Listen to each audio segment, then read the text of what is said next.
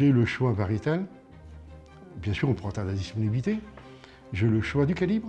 Bien en amont, je commande mes semences auprès de ma coopérative.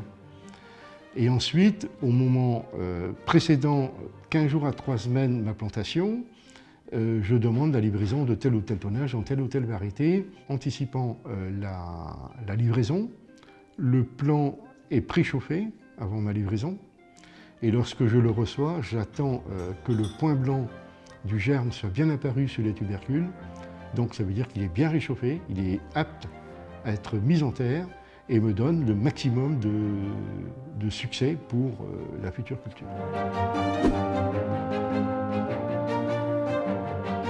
Je suis agriculteur dans le département de l'Essonne, région Île-de-France.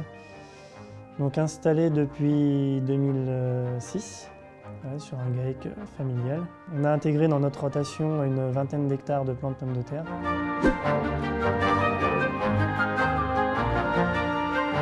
Nous avons une relation très proche avec le collecteur. Nous répondons à des ordres de préparation et des demandes du collecteur directement pour la mise à disposition à une date bien définie, un calibre bien défini.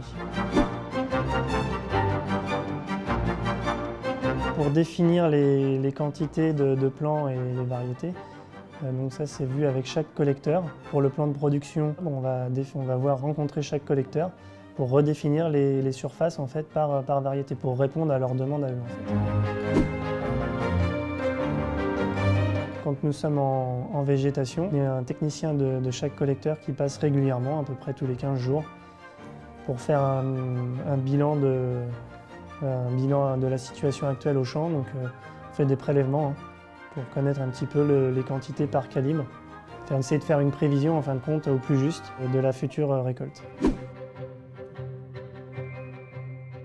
Nous avons testé différentes choses, des sondes connectées ainsi que des stations météo pour des modèles de prévision de maladies par exemple, de la traçabilité d'irrigation avec des balises GPS sur le matériel d'irrigation, des sondes connectées dans le sol pour connaître la quantité d'eau présente et ajuster les irrigations. Le calibrage est assuré dès la récolte pour avoir une mise à disposition très rapide des quantités par calibre au collecteur. C'est très important pour lui qu'il sache, qu'il connaisse les stocks de par variété et par calibre pour pouvoir définir son plan de production pour les producteurs de consommation. Les calibres les plus demandés en pommes de terre de consommation, c'est le 35-45.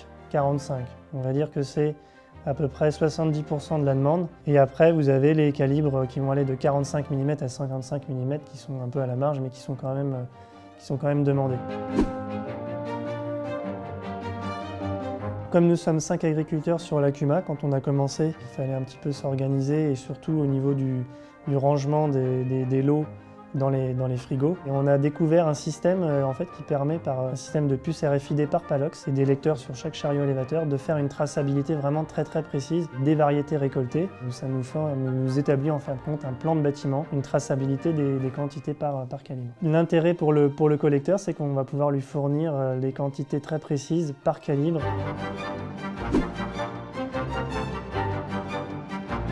Alors au niveau de la distribution de plants, c'est vrai que mon attente principale, c'est d'avoir bien entendu la variété qui est adaptée à ma consommation, donc d'avoir la quantité et le volume au moment donné pour l'implantation. Ça, c'est un critère très important. Tout simplement d'avoir les livraisons dans les bonnes conditions, avec du plan que l'on peut réchauffer en temps et en heure. Ça peut être problématique pour la plantation parce qu'on va devoir retarder un peu la plantation et donc le suivi de la culture. Il faut comprendre qu'il y a une tension au niveau de disponibilité par rapport à la demande, par rapport à l'évolution aussi de la croissance du volume produit en bio et consommé. Donc forcément, il faut que la filière se mette en place pour arriver à subvenir à ses besoins. On a aussi une progression quand même de la disponibilité du plan par rapport à, j'allais dire au tout départ, on a quand même plus de choix, on a quand même plus de quantités livrées qui correspondent à nos attentes.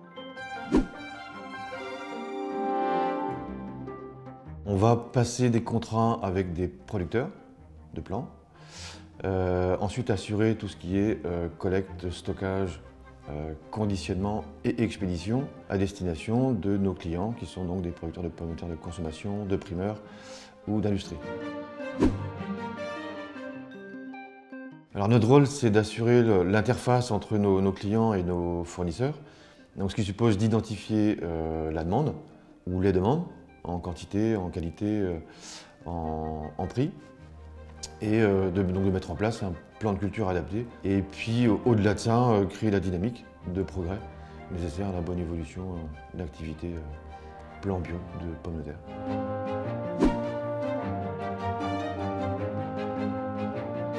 On est soumis aux mêmes normes et aux mêmes règles de production qu'en conventionnel. Les obligations de résultat sont identiques. Il est évident que sur le plan technique, on a un certain nombre de difficultés. Donc ça suppose pour nous d'identifier des solutions adaptées, nouvelles, d'être toujours portées sur l'innovation pour réussir à garantir les résultats.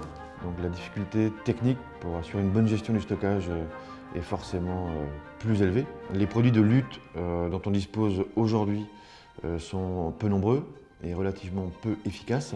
Les ressources génétiques, elles existent. Donc la variété est une des clés, si ce n'est la clé, du développement de la pomme de terre bio.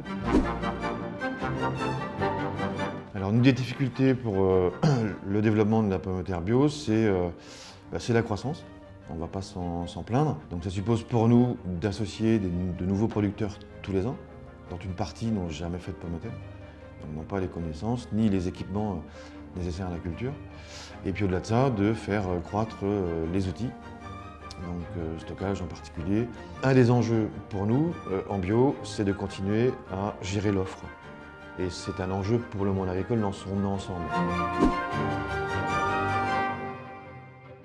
Alors l'anticipation des besoins de nos clients, alors sur un pas de temps qui peut être relativement court, c'est-à-dire 1 an, mais qui peut être aussi relativement long, est une de nos difficultés, aussi compte tenu de la croissance. Et comme dans toute projection, comme dans toute prévision, il y a une part de subjectivité, il y a une prise de risque. Et il faut échanger, il faut discuter, être en capacité de coopérer, donc analyser les besoins des uns et des autres, et puis tout mettre en œuvre pour trouver des solutions ensemble. Alors concernant la tarification, le prix du plan, c'est un enjeu global.